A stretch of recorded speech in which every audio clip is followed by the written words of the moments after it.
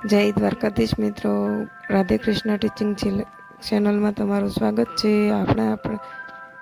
આજે આપણે શીખીશું પ્રિન્સેસ કટ બ્લાઉઝ પલટાવીને કેવી રીતે બનાવવું, જેથી કરીને આપણે તેમાં ઓવરલોક કરવાની પણ જરૂર ન પડે અને આપણું ફેબ્રિકમાંથી ધાગા પણ ન નીકળે. તેના